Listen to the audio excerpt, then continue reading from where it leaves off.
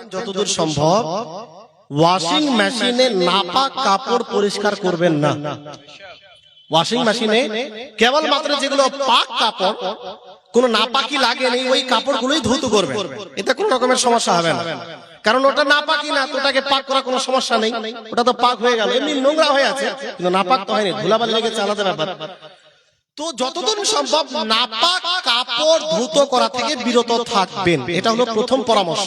দ্বিতীয়, যদি নাপাক কাপড়ই ধৌত করেন তো কিভাবে ওটা পরিষ্কার হবে বা ওর নিয়ম কি, এই প্রসঙ্গে মনে রাখবেন ওয়াশিং মেশিন দুই ধরনের হয়, একটি অটোমেটিক আর একটি নন অটোমেটিক। অটোমেটিক মানে এই যে ওই মেশিনের মধ্যে নিচ দিয়ে একটি পাইপ লাগানো থাকে, আপনি যদি ওটা খুলে দেন অটোমেটিকলি একদিক থেকে পানি প্রবাহিত হবে আর ধুয়ে ধুয়ে ওটা পরিষ্কার হয়ে চলে যাবে। অটোমেটিক থাকে, আরেকটা অটোমেটিক না, ওটা আপনাকে খুলে তারপর টোটালটাই বের করতে হয়। দুই ধরনের মেশিন কিন্তু মার্কেটে পাওয়া যায়, এই দুই ধরনের মেশিন। আচ্ছা, কাপড়ে যে নাপাকি লাগে, নাপাকি অপবিত্র জিনিস, ওই অপবিত্র জিনিসও কিন্তু দুই ধরনের। অপবিত্র জিনিস কয় ধরনের? নাপাকি দুই ধরনের। কেমন? একটি হলো দৃশ্যমান আর একটি হলো অদৃশ্যমান। দৃশ্যমান মানে যেমন গোবর লেগেছে, দেখা যাচ্ছে না যে কাপড়ে গোবর লেগেছে, এটা দৃশ্যমান। দৃশ্যমান নাপাকি যদি কাপড়ে লেগে যায় তাহলে যখন ওই নাপাক জিনিস পরিষ্কার হয়ে যাবে তখনই কাপড় পাক হয়ে গেল। নাপাক জিনিস গোবর যখন কাপড় থেকে আলাদা হয়ে গেল তখনই কাপড় পাক হয়ে গেল। সেটা একবার ধুয়ে হোক, দুইবার হোক আর তিনবার ধুয়ে হোক, বাস ওই দৃশ্যমান নাপাকি যেন পরিষ্কার হয়ে যায়, কাপড় পাক হয়ে যাবে। কিন্তু নাপাকি যদি অদৃশ্যমান হয়, যেমন পেচ্ছাপ, প্রস্রাব যদি লেগে যায় কাপড়ে, ওটা বুঝতে পারবেন। যদি শুকিয়ে যায় কোথায় লেগেছে না লেগেছে ওটা দৃশ্যমান হয় না, একটু পরে বোঝা যাবে না কোথায় লেগেছে। মদ লেগে গেছে, একটু পর আপনি আর বুঝতে পারবেন না যে কোথায় কোথায় গিয়ে গড়িয়ে গিয়ে কোথায় কোথায় লেগেছে, এটা অদৃশ্যমান। অদৃশ্যমান নাপাকি যদি কাপড়ে লেগে যায় তো কমপক্ষে 3 বার ধৌত করা ওয়াজিব। কয়বার? 3 বার। আর যদি সেটা মোচড়াবার যোগ্য হয়, কাপড় মোচড়াবার যোগ্য, যদি মোচড়াবার যোগ্য হয় তো 3 বারই আপনাকে প্রত্যেকবার ধুয়ে মোচড়াতে হবে যত আপনার শক্তি আছে। একবার ধুয়ে যত শক্তি মোচড়ালেন, আবার দ্বিতীয় নতুন পানিতে দিলেন, এইভাবে 3 বার। তো এবার আপনাদের বলি যে যেটা অটোমেটিক মেশিন, ওই অটোমেটিক মেশিনে যদি আপনি অদৃশ্যমান কাপড় দিয়ে দেন, যেমন পেচ্ছাপ লেগে গেছে বাচ্চার, এমন অবস্থায় যদি আপনি অনেকক্ষণ ধরে ওটা চালু করে রেখে দেন ওয়াশিং মেশিন, তো কিছু ওয়াশিং মেশিনের মধ্যে সিস্টেম আছে যে ওই কাপড় পরিষ্কার করার পরে চেপেও দেয়। কি করে দেয়? চেপেও দেয়, কাপড়কে শুকিয়ে দেয় একেবারে। এই সিস্টেম যেটাতে থাকবে ওই আপনার ওয়াশিং মেশিনে কাপড় কিন্তু পাক হয়ে যাবে। আর যদি এই সিস্টেম না থাকে যে কাপড়কে ওই চেপে শুকিয়ে না দিচ্ছে, চেপে না দিচ্ছে, যতদূর সম্ভব পানি বেরিয়ে যাবার এতটা চাপছে না, তাহলে কিন্তু ওই ওয়াশিং মেশিনে নাপাক কাপড় পাক হবে না। আপনাকে বের করে আলাদাভাবে চেপে তারপরে আবার ঢুকাতে হবে। পরিষ্কার করে দিল, আবার বের করলেন, আবার যত শক্তি আছে চেপে আবার ঢুকালেন, আবার বের করলেন, আবার চেপে ঢুকালেন, এইভাবে পাক হয়ে যাবে। তো এটা হলো ওয়াশিং মেশিনে নাপাক কাপড় পাক করার বিধান, যেটা আমি বলে দিলাম। তৃতীয়, নামাজ অবস্থায় মোবাইল ফোন সাইলেন্ট করলে বা অফ করলে কি নামাজ ভঙ্গ হবে? প্রথমত চেষ্টা করবেন যখনই মসজিদে যাবেন মোবাইল একেবারে হয়তো সাইলেন্ট করে দেন, নাহলে অফ করে দেন, যেন এই মশলার সম্মুখীনই না হতে হয় আপনাকে। ব্যতিক্রমে যদি হয়ে যায় তাহলে আজকাল তো বেশিরভাগ বড় মোবাইল, বড় মোবাইল, ওই বড় মোবাইলের সাইডে কিন্তু বাটন থাকে। নামাজ অবস্থায় যখন ফোন এসেছে তো মোবাইলের দিকে না তাকিয়ে, আপনি তো জানেন যে আমার ডানে মোবাইল আছে, মোবাইলের দিকে না তাকিয়ে কেবল হাত বাড়িয়ে আপনি ওই সাইড বাটন চেপে দেবেন, যেন সাইলেন্ট হয়ে যায়, বন্ধ হয়ে যায়। কমপক্ষে রিংটোন তো হবে না, বন্ধ হয়ে যাবে। এই রকম করে বন্ধ করে দিবেন। দ্বিতীয়বার যদি আসে আবার আপনি এরকম করে দিবেন। এটা অনুমতি আছে। এমত অবস্থায় নামাজ ভঙ্গ হবে না। এটা কখন? যখন মোবাইল পকেট থেকে বের করবেন না, মোবাইলের দিকে তাকাবেন না, তখন। আর যদি আপনি ফোন এসেছে, মোবাইল পকেট থেকে এইভাবে বের করে মোবাইলের দিকে তাকিয়ে সাইলেন্ট করছেন, অফ করছেন, এমত অবস্থায় কিন্তু নামাজ টোটালি ফাসিদ হয়ে যাবে, নামাজ ভঙ্গ হয়ে যাবে। এটাকে শরীয়তের পরিভাষায় বলা হয় আমালে কাসীর। আর আমালে কাসীর করলে নামাজ ভঙ্গ হয়ে যায়। আমালে কাসীর বলতে আপনি নামাজ অবস্থায় এমন কোন কাজ করছেন যে দূর থেকে কেউ দেখে আপনাকে মনে করছে যে এই লোকটা নামাজের মধ্যে লিপ্ত নেই, নামাজ পড়ছে না। আচ্ছা, আপনি বলেন যে নামাজ অবস্থায় যদি ফোন আসে আর পকেট থেকে এইভাবে মোবাইল বের করে এইভাবে মোবাইল দেখেন, তো কেউ মনে করবে যে আপনি নামাজ পড়ছেন? কেউ মনে করবেন? তো এটা হলো আমালে কাসীর, এতে নামাজ ভঙ্গ হয়ে যাবে। হ্যাঁ, যেটা প্রথমে বললাম, মোবাইলের দিকে না তাকিয়ে মোবাইল পকেট থেকে বের না করে কেবল হাত বাড়িয়ে ওই সাইড বাটন চেপে দিলে এমত অবস্থা নামাজ ভঙ্গ হবে না। চতুর্থ, শেয়ার বাজারে টাকা ইনভেস্ট করা যাবে কিনা? এটা কিন্তু খুবই জটিল প্রশ্ন। আর এ ব্যাপারে আমি আমার একটা কিতাব আধুনিক মাসাইল দ্বিতীয় খণ্ড, এটা লেখা হয়ে গেছে, ইনশাআল্লাহ আপনারা পাবেন, কিন্তু টাইম লাগবে, কয়েক মাস টাইম লাগবে, বরং এক বছরও লেগে যেতে পারে। তো শেয়ার বাজার সম্পর্কে কিন্তু বিস্তারিত আলোচনা করা আছে। আমি সংক্ষেপে জবাব দিই, শেয়ার বাজারে টাকা ইনভেস্ট করা যাবে না। শেয়ার বাজারের যে সিস্টেম, এই সিস্টেমটা অমুসলিমরা যেহেতু পরিচালক, ওরাই এই সিস্টেম তৈরি করেছে। ওই সিস্টেম তৈরি করেছে শরীয়তকে সামনে রেখে, শরীয়তকে সামনে রেখে ওরা সিস্টেম, ওরা নিজের মতো করে নিজের যেভাবে লাভ হবে ওইভাবে ওই সিস্টেম তৈরি করেছে শেয়ার বাজারের।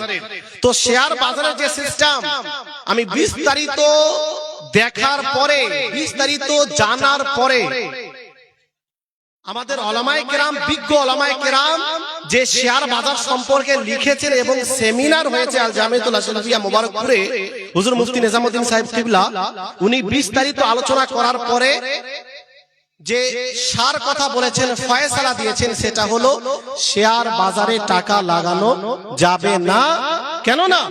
শেয়ার বাজারে টাকা লাগালে হয়তো আপনাকে সুদের সঙ্গে জড়িত হতে হয়, সুদ দিতে হয়, না হলে আপনাকে সুদের মধ্যে সাহায্য করতে হয়, কোন না কোন দিক থেকে আপনাকে নাজায়েজ কাজে জড়িত হতে হয়। এর বিস্তারিত বয়ান আপনার কি বলে দেওয়া যেতে পারে, কিন্তু সময় যেহেতু কমের জন্য আমি সংক্ষেপে শুধু জবাব দিয়ে দিলাম যে শেয়ার মার্কেটে টাকা ইনভেস্ট করা যাবে না। এটাই আমাদের উলামা আহলে সুন্নাত ওয়াল জামাত আপনার কি বলে ফতোয়া দিয়েছে। টাকা দিয়ে ভোট নেওয়া অথবা টাকা নিয়ে ভোট দেওয়া বা টাকা দিয়ে ভোট নেওয়া, দুটাই। আমি টাকা নিয়ে ভোট দিচ্ছি আর যিনি ক্যান্ডিডেট উনি কি করছেন, টাকা দিয়ে ভোট নিচ্ছেন, দুটাই প্রশ্ন, দুটাই। এটা কি? তো এটা সম্পূর্ণভাবে নাজায়েজ ও হারাম। কি এটা? জোরে বলেন না, বলতে ভয় লাগছে? জড়িত আছেন নাকি? আল্লাহ পাক সবাইকে বাঁচাক। মনে রাখবেন, এটা হলো রিশওয়াত, এটা হলো ঘুষ। এটা কি? ঘুষ। আপনি টাকা দেবেন, তারপরে আমি ভোট দেব। আপনি ভোট দেবেন, এজন্য আমি টাকা দিচ্ছি, এটা হলো ঘুষ। নবী পাক বলেন, আর রাশি ওয়াল মুরতাশি কিলাহুমা ফিন্নার। যে ব্যক্তি ঘুষ দিবে এবং যে ব্যক্তি ঘুষ নিবে উভয় ব্যক্তি জাহান্নামে যাবে। এজন্য ভোট নেওয়ার জন্য টাকা দেওয়া বা টাকা নিয়ে ভোট দেওয়া দুটাই হলো ঘুষের অন্তর্ভুক্ত, যা শরীয়তের মধ্যে নাজায়েজ ও হারাম। আর এই ঘুষ নিয়ে ভোট নিচ্ছে আর ঘুষ দিয়ে ভোট দিচ্ছে, এই জন্য সমাজের কোনো উন্নতি হচ্ছে না। এটা লোক ব্যবসায় পরিণত করেছে। কিসে পরিণত করেছে? ব্যবসায়। টাকা দিব, ভোটে জিতবো, এত টাকা আসবে, সব লাগিয়ে দিব, আর লোককে তো 2000 টাকা করে ধরিয়ে দিয়েছি। হ্যাঁ, আপনি তো বলারও সাহস রাখবেন না যে আমাদের এলাকায় কোনো কাজ হোক। কেন? আপনাকে তো আগেই 2000 টাকা দিয়ে দেওয়া হয়েছে। আপনার সমাজের উন্নতি হবে, আপনার ছেলে মেয়ের জন্য স্কুল তৈরি হবে, আপনার ছেলে মেয়ের জন্য ভালো প্রতিষ্ঠানের ব্যবস্থা করবে না। যখন আপনি নিজেই বিক্রি করছেন নিজের ছেলের ভবিষ্যৎকে, নিজের ভবিষ্যৎকে, নিজের মেয়ের ভবিষ্যৎকে, তো একজন নেতা আপনার ভবিষ্যৎকে নিয়ে কেন ভাববে? এর জন্য নেতা এবং যে ব্যক্তি ভোট দিবে উভয়ের দায়িত্ব হলো আপনি এমন নেতাকে ভোট দিন যে ভালো কাজ করে, দেশের জন্য কাজ করে, ধোঁকাবাজি করে না, আর সমাজের জন্য কাজ করে। ফ্রিতে টাকা ভোট দেন, এতে সমাজের উন্নয়ন। ঘুষ দিয়ে কোন চাকরি নিলে তার বেতন কি হালাল হবে? ঘুষ দিয়ে চাকরি নিলে এই প্রসঙ্গেও ফতোয়া দিয়ে দেওয়া হয়েছে আমরা আধুনিক মাসাইলে, আমি এটাও লিখে দিয়েছি, মনে রাখবেন। ঘুষ কিছু জায়গাতে বাধ্যতামূলক ভাবে দিতে হয়। কেমন আমি উদাহরণ দিয়ে দিই খালি, যেহেতু প্রশ্নটা কিন্তু খুবই জটিল এসেছে, ব্রেনে ঘুরছে সব। আমি যোগ্য চাকরি করার, আমার মধ্যে যোগ্যতা আছে, বাস্তবে আমি যোগ্য, কিন্তু এমন জায়গাতে টাকা না দিলে যোগ্যতা থাকার পরেও আমাকে ওই চাকরিটা দিচ্ছে না, দিতেই হচ্ছে আমাকে 50,000 টাকা, এমন বাধ্যতামূলক করে দিয়েছে। এই অবস্থায় যে ব্যক্তি যোগ্য কিন্তু কিছু টাকা না দিলে তাকে দিচ্ছে না চাকরি, ওই ধরনের লোকের জন্য বাধ্য হয়ে এই টাকা দেওয়ার অনুমতি আছে। কিন্তু যে ব্যক্তি নিবে তার পক্ষে এটা জায়েজ নেই, তার পক্ষে হারাম। তার কিসের প্রয়োজন? এটা তো আমাকে বাধ্য হয়ে দিতে হচ্ছে, আমি যোগ্য কিন্তু পাচ্ছি না, এর জন্য এখানে অনুমতি দেওয়ার। কিন্তু যে ব্যক্তি নিবে সে চরম পর্যায়ের হারাম কাজ করবে, সে ওই টাকা নিতে পারবে না। দ্বিতীয় প্রকার, যোগ্য নেই কিন্তু টাকা দিয়ে নিজেকে যোগ্য তৈরি করছে, হচ্ছে কি না? টাকা দিয়ে যোগ্য, তো এটা সরাসরি নাজায়েজ ও হারাম। এখানে আপনি টোটালি টাকা দিয়ে চাকরি নিতে পারবেন না। এখানে নিজের যোগ্য নেই, আপনি টাকা দিয়ে তৈরি করছেন, এটা হারাম টোটালি। এখানে ঘুষ দেওয়াও হারাম আর নেওয়া তো হারাম আছে। এবার দ্বিতীয় পয়েন্ট যেটা করা হয়েছে, নিয়ে নিল ব্যতিক্রমে, ঘুষ দিয়ে চাকরি নিয়েই নিয়েছে, এবার যে মাসিক বেতন পাচ্ছে সেটা কি হারাম হবে? এর জবাব হলো এই টাকা হারাম হবে না, এই টাকা হারাম হবে না।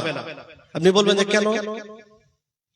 তো এই কারণ হলো, একটা হয় শুরুতে কোনো ভুল করা, শুরুতে ভুল করেছে মানে পরবর্তীতে প্রত্যেক জায়গায় ভুল হবে, এটা সব জায়গায় জরুরি না। সব জায়গায় কিছু কিছু ক্ষেত্রে এটা ভুল হয়। যেমন আপনি যাবেন মালদা, এটা মালদা যাওয়ার রাস্তা, আর এটা হয়ে গেল আপনার বহরমপুর যাওয়ার রাস্তা। একটা উদাহরণ দিচ্ছি আমি। আপনি যদি ভুল রাস্তা চলে যান তো যত যাবেন ভুল হবে, যত যাবেন তত কি হবে? ভুল হবে।